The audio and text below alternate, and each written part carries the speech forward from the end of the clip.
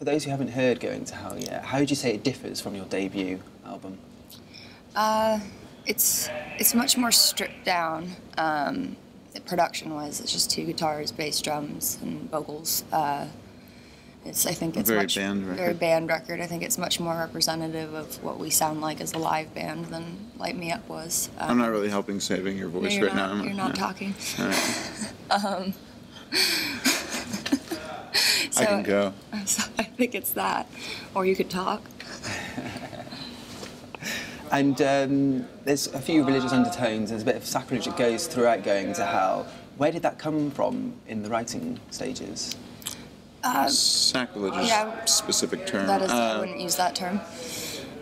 It's kind of, it's a theme I think lots of, I mean, I don't know a writer of any ilk that hasn't used it as some kind of common metaphor, like blue skies, heaven, hell, things that everybody kind of uses to express an idea. Yeah, I mean, I think heaven and hell is kind of, it's an easy contrast of good and evil that everyone, a metaphor that everyone can kind of understand. So we're just kind of more like trying to do an old thing in a little bit of a new way, which I think is what art tries to do, expound upon itself. And did you start off with that metaphor, or was it something that you wrote the songs and then realised it was there? Yeah, more it was there afterwards. Definitely. Yeah, as you start to write common themes, kind of start Going to Hell was one of the last develop. songs written. And common themes just naturally kind of start to develop as you're writing a record, and that was one of them. I know in the past you've sort of gained some criticism for sort of a provocative image. Do you think it's unfair in rock that sort of guys can have that provocative image and kind of get away with it, with girls it comes across more negative?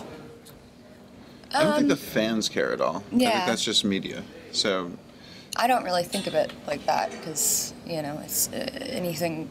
Media picks on people for various reasons, so they like to see things go up and go down. They grab whatever they can. And sexuality and music and rock and roll.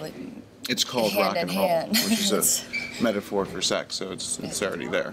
Yeah. It's a rock star's privilege to be provocative, basically. It's the fans' take on it. I don't know how the intention isn't to shock or to be provocative. It's I think it's however the listener perceives it. Yeah, we're not drinking Ipecac on stage. No.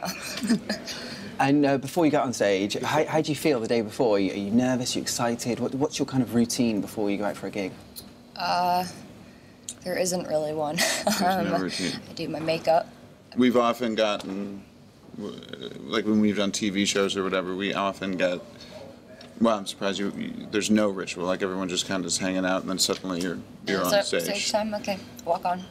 Did she go on? Like usually it's like as one of the musicians walked on stage, and that's kind of like how you know it's time to go on. Snap into the headspace quite sort of instantaneously.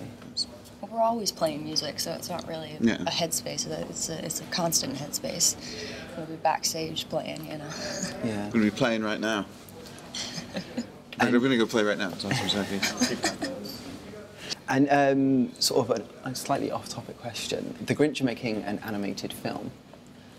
Would you ever consider cameoing with a voice cameo, or even writing a song for the new version? I'd write a song, but no, acting's not something that I'm interested in doing. And would you keep your hard rock for the Grinch? Do you think the Grinch could take a hard rock, Pretty Reckless song? I think we could probably write something appropriate.